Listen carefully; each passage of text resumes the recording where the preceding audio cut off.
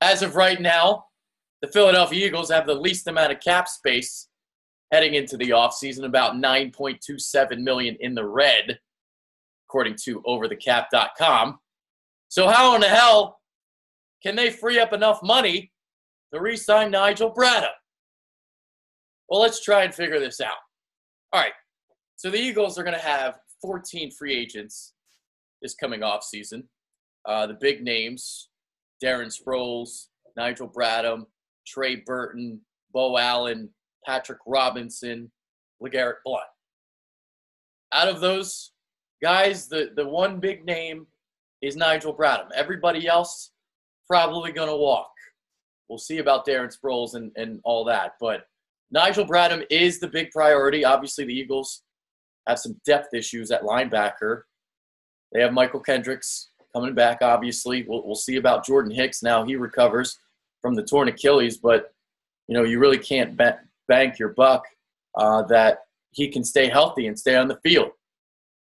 So there is a way that the Eagles can get enough cap space to re-sign Bradham. And here are some of the things that they could do. So if you trade Nick Foles, I know a lot of people don't want to do it. They don't want to do it.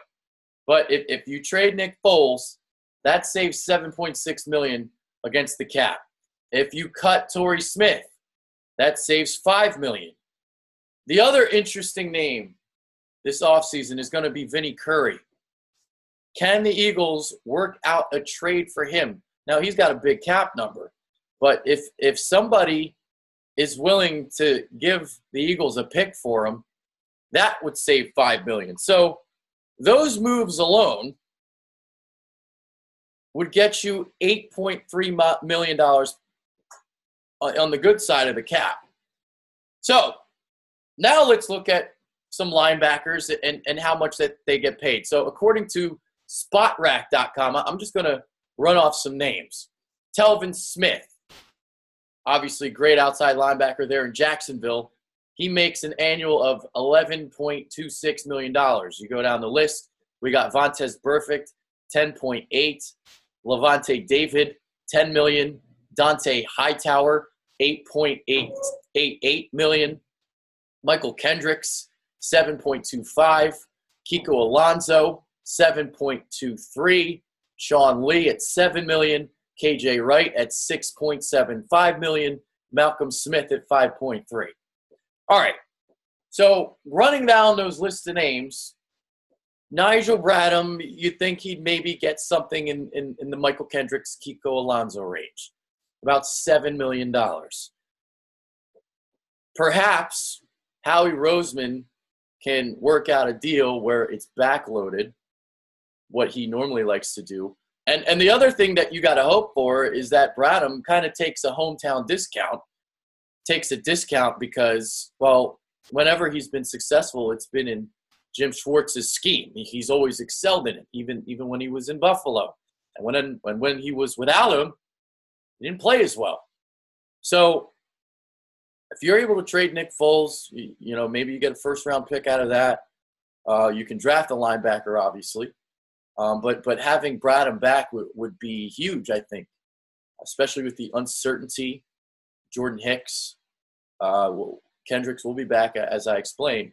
So they can make this work. Now, they would still have to do some more maneuvering after they re-sign Bradham because, well, they're going to need a backup for Nick Foles unless they want Nate Sudfeld, and that's where they want to go with a backup. But I would think that they would want a more established veteran.